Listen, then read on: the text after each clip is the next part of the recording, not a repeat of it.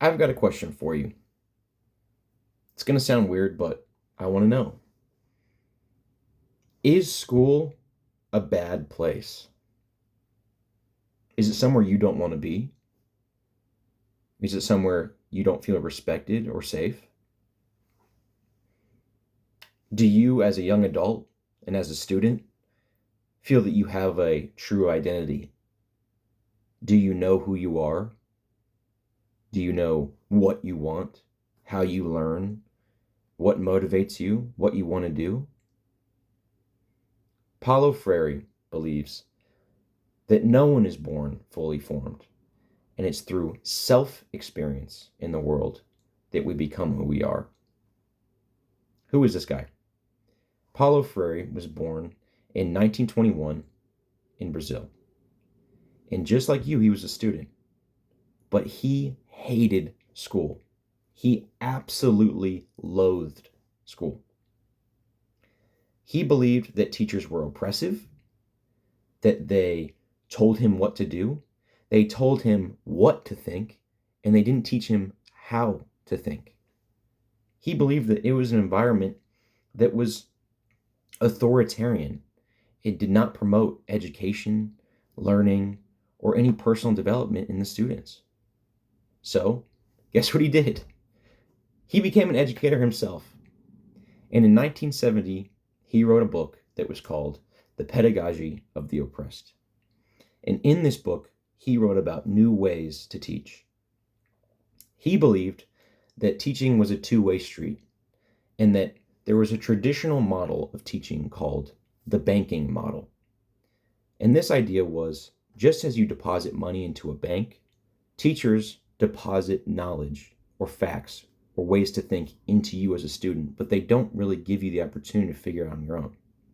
Now, many people critique this model and believe that it was an oversimplification and undermined the value of certain facts.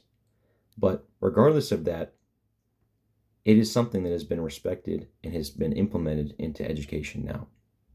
So going back, he believed that education was a two-way street and that if teachers and students could have a conversation and have an open dialogue and try and find real-world issues, personal issues, things that students actually saw in their day-to-day life, pinpointed problems, found ways to make them better, and then create actionable plans to implement in the real world and to cause positive improvement and change in the real world based off of their new ideas and new concepts, that students would learn, become better critical thinkers, become more curious, and become more creative.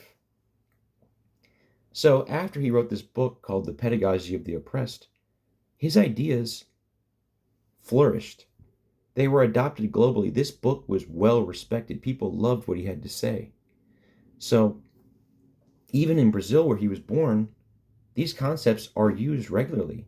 And to us nowadays, this sounds kind of normal. But it was his doing that caused this change. So I love his ideas, and I relate to how he saw school. But just as people thought that he was oversimplifying with this banking model, I also believe that there is a risk in not showing the respect that is due for facts and ways of fixing problems that have a proven track record and have been, there are statistics that show their benefit.